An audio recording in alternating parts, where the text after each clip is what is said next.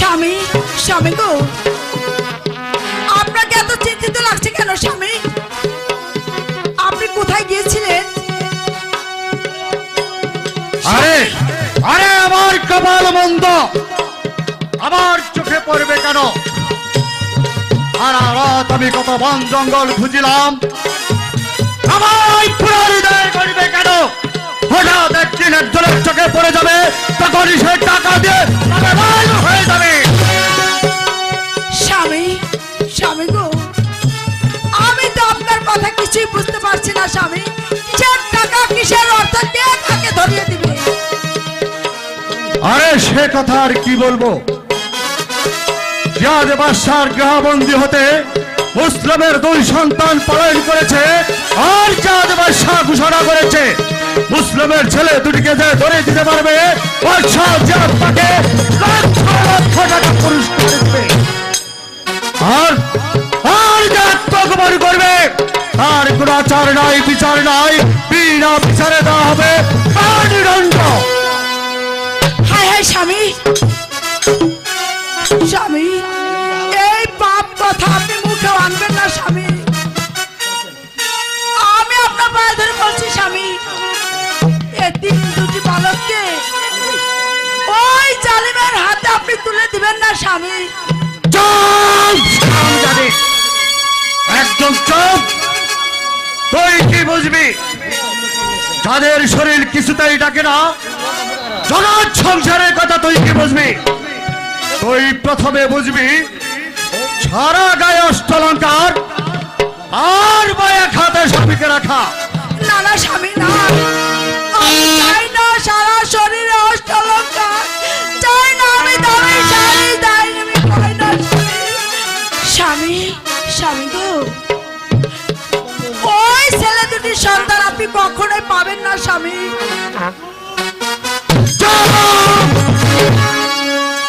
আমি নারী জাতির মুখে রীতির কথা শুনতে চাই না। এখন খেতে কি আছে তাই আমাকে দে। হলে আবার আমি যাব ওই ছেলে 2টির সন্ধানে। স্বামী, ওই ছেলে 2টিকে ধরে দিতে পারলে বাদশা জিয়াদ আপনাকে কি দিবে স্বামী?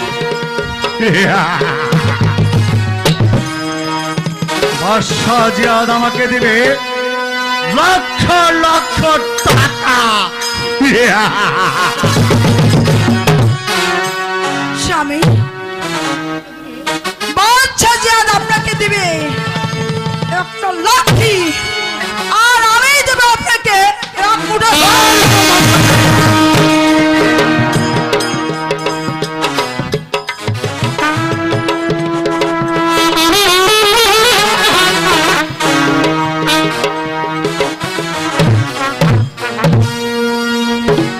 স্বামী, আমি আপনার জন্য খাবার এনেছি, আপনি খাবারটা খেয়ে নিন।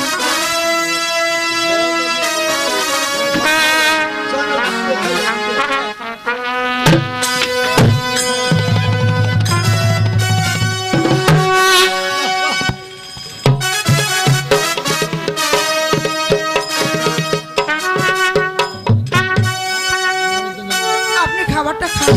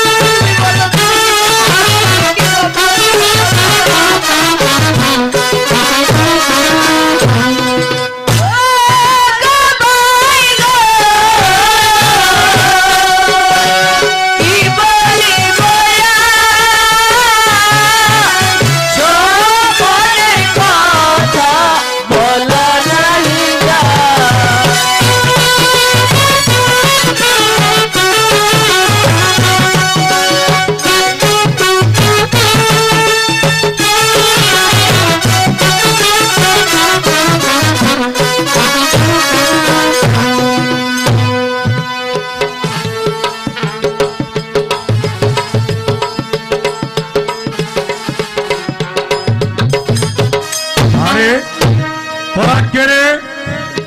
তোরা এমনি করে ছুটাছুটি করছিস কেন? আমরা ওই মদিনা মহাবীর মুসলিমের দুই পুত্র, আমরা পথ ভুলে এখানে আসিয়েছি। আরে তোরাই কি সেই মদিনার মহাবীর মুসলিমের দুই পুত্র? হ্যাঁ হ্যাঁ,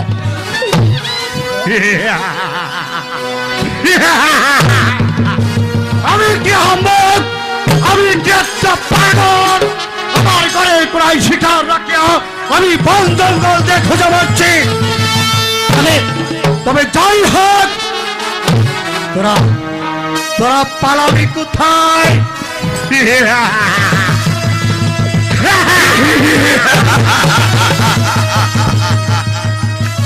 তোরা আমার হাতে এখন বন্দী।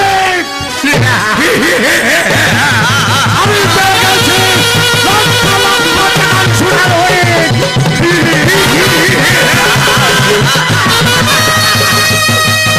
আমরা তো কোনো অপরাধ করিনি, তবে কেন তুই আমাদেরকে ভাবছো?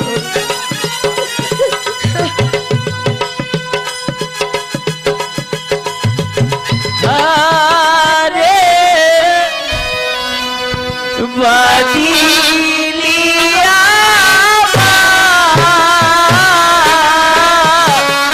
ছেড়ে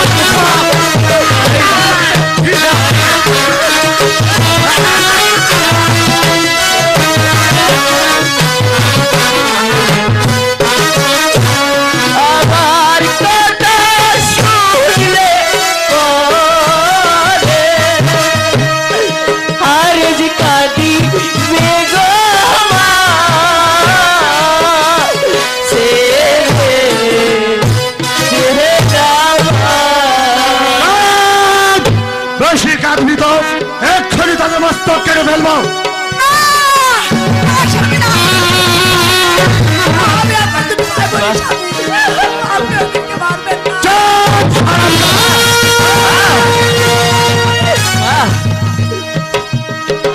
আমি নারী জাতির মুখে ধর্মের কথা শুনতে চাই না।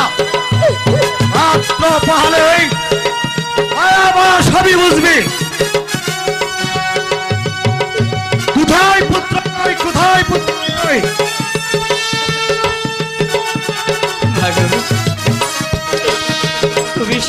চেষ্টা করলে আমাদেরকে বাঁচাতে পারবে না মা। তোরা চিন্তা করিস না বাবা। বাছারে আজ দেখবো তো তরবারির হাত। দাও শীঘ্র এই মানব দুটির মস্তক কেটে আমাকে উপহার দাও। পিতা পিতা গো, আমি যে উহা পারিব না পিতা। মানুষ হয়ে মানুষ আমি খুন করতে পারবো না পিতা। তুই আমার আদেশ রক্ষা করতে পারবি না, তাহলে দেখ এই কঠিন তোকে কি কঠিন সাজা দেয়। তুই এখন আমার বন্দী।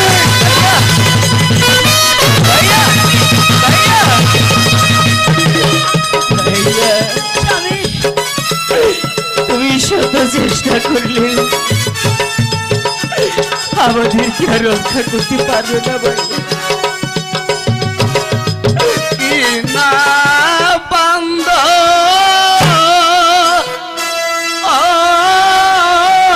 বাদলেন বাবকা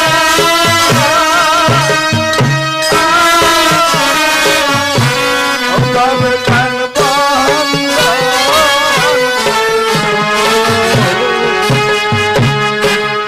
করছে গো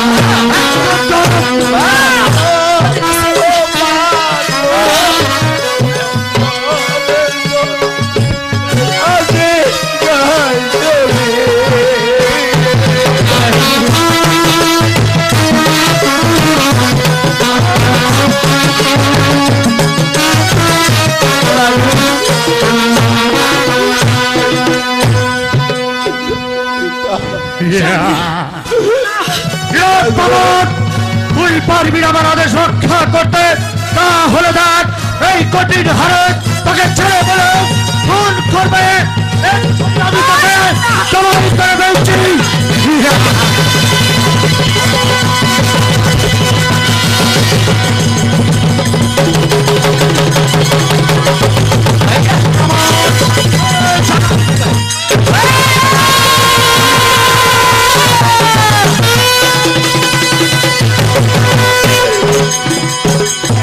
তুমি কেন আমাদের জন্য নিজে নিজে জীবন দিতে এলে ভাই?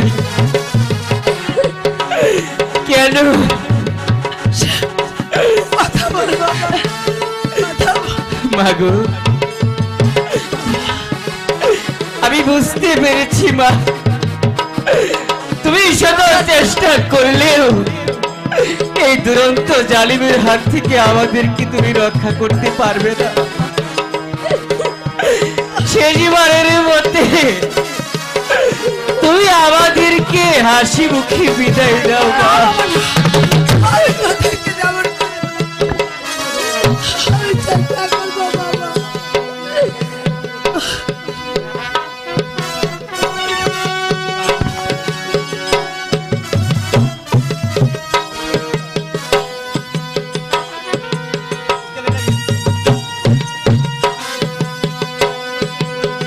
মা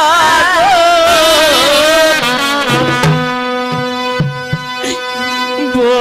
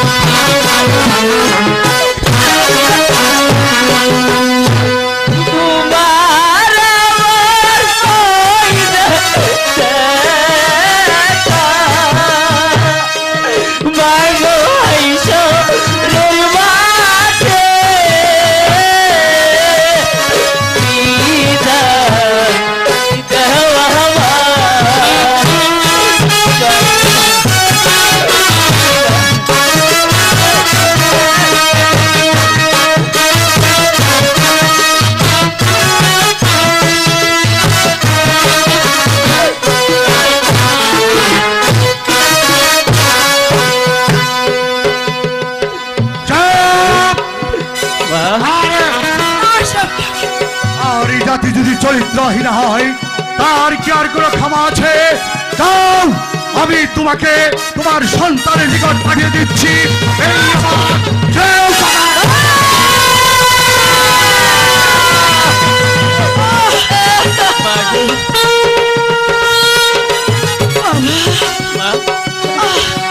আমি কি পারলাম না বাবা, তোদেরকে শেষ রক্ষা করতে পারলাম না। তোদেরকে আমি আল্লাহ রাসূলের হাতে তুলে দিলাম। মা তোদেরকে রক্ষা করার চেষ্টা করি। আমরা তোমাকে বলবো না মা,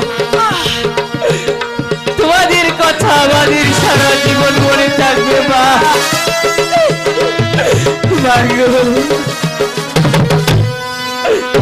আরে তুমি আমাদের মস্তকের জন্য তুমি তোমার পাঁচটি সন্তানের মাথা হতে দেহ বিচ্ছিন্ন তোমার নিজের স্ত্রী পর্যন্ত কেউ তুমি ক্ষমা করলে।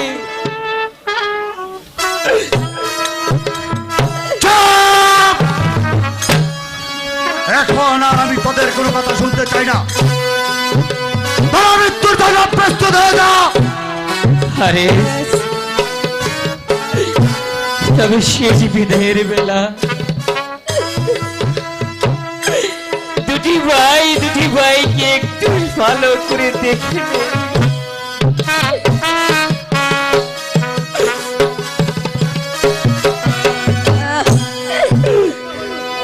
ও বিধি রে,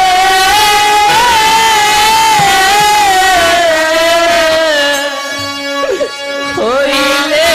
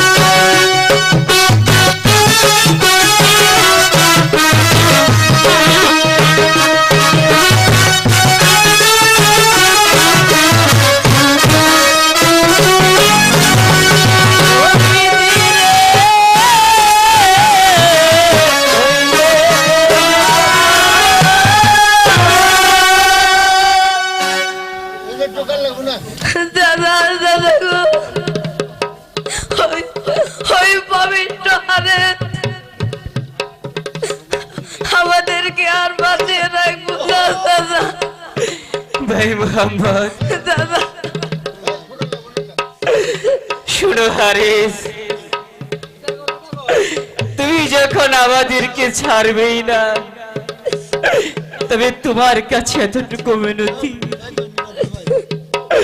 আমি বড় ভাই জীবিত থাকতে আমার চোখের সামনে ছোট ভাইয়ের দেহাবতী মস্তক বিচ্ছিন্ন,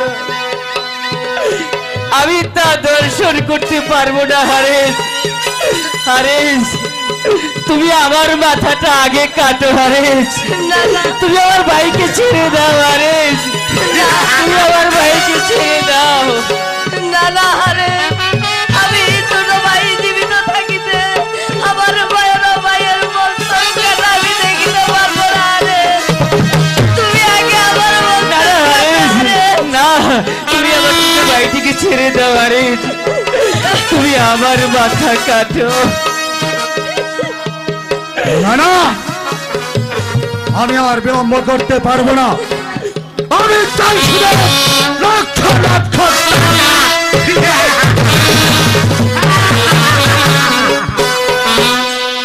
এবার এবার তোমরা মৃত্যুর জন্য প্রস্তুত হও।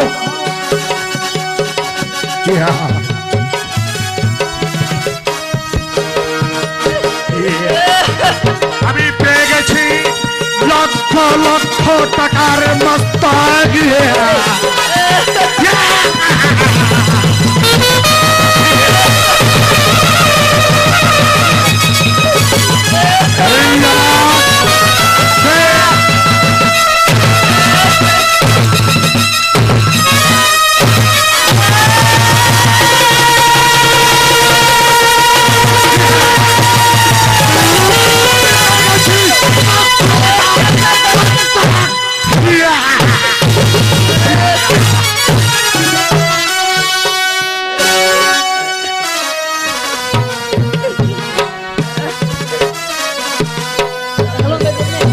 আপনার আদেশ আমি পালন করেছি।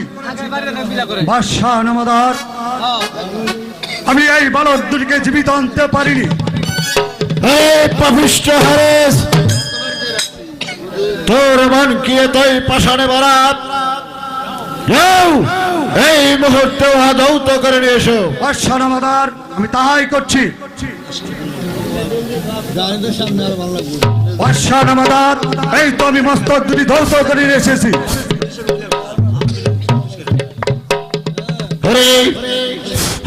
পাপিষ্ঠ হারেস, তোর মন কি এতই পাষাণ? আমার ঘোষণাকে শির ছেদনের কথা ছিল নাকি ধরে আর কথা ছিল? হ্যাঁ জনাব, ধরে আনার কথাই ছিল, কিন্তু অপরে কারে লইব বলে আমি জীবিত আনতে পারিনি। এই বালক দুটির মস্তক কাটতে গিয়ে আমার স্ত্রী পুত্র সকলের মস্তক পর্যন্ত আমি কেটেছি। তারপরে এই বালক দুটির মস্তক কেটে আপনার দরবারে হাজির হয়েছি।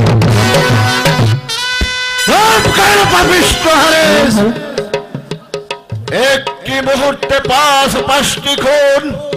মন্ত্রী সাহেব, আমি যে আর ওকে সহ্য করতে পারছি না। এই মুহূর্তে এই জল্লাদকে দেখে টুকরো টুকরো করে কেটে ওকে চিগাল কুকুর দিয়ে রক্ষণ করাবে, এই হচ্ছে আমার আদেশ। তাই করতেছি জনাব, আমি তাই করতেছি। কোথায় জল্লাদ, কোথায় জল্লাদ?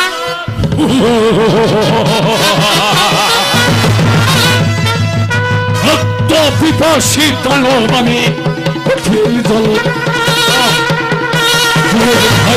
ঘুমের ঘরে ঘুমিয়ে রয়েছি। ডাক পড়ে না। আজ রাজদরবার থেকে ডাক পড়েছে। জীবনে কত নর নারীর শীতের সিঁদুরকে আমি মোচন করে দিয়েছি। মায়ের কুল থেকে শিশু বালকগুলিকে দুনিয়ার মুখ থেকে সরিয়ে দিয়েছি। আমি আবার ওই মায়ের সন্তানকে যে দুনিয়ার মুখ থেকে সরিয়ে দিতে হবে।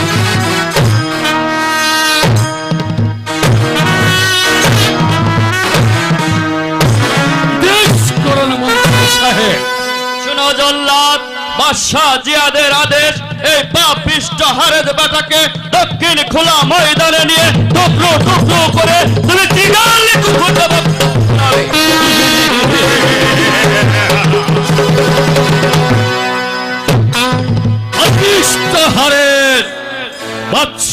জিয়াদেরই আদেশে আমাকে এই মুহূর্তে ধরে দক্ষিণ খোলা ময়দানে নিয়ে কেটে টুকরো টুকরো করে চিরকাল কুকুরকে উদস্ত করে দেব। এসো। টাকার লোভে আমি অনেক খারাপ কাজ করেছি, তুমি আমাকে ক্ষমা করো ভাই।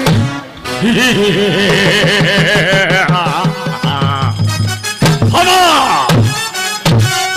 ক্ষমা বাদশা জিয়াদের আদেশ আমাকে পালন করতেই হবে, কারণ আমি যে তার গোলামের গোলাম।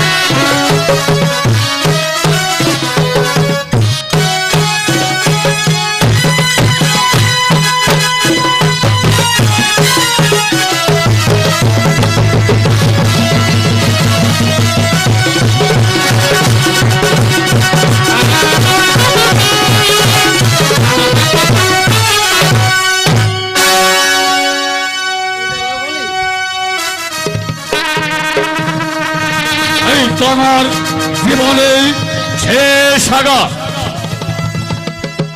আর কোথায় পালাবি হারে? তোর শিক্ষারে পৃথিবীর আকাশ বাতাস বৃক্ষলতা ইত্যাদি ইত্যাদি শিক্ষার করিলেও এই আল্লাহর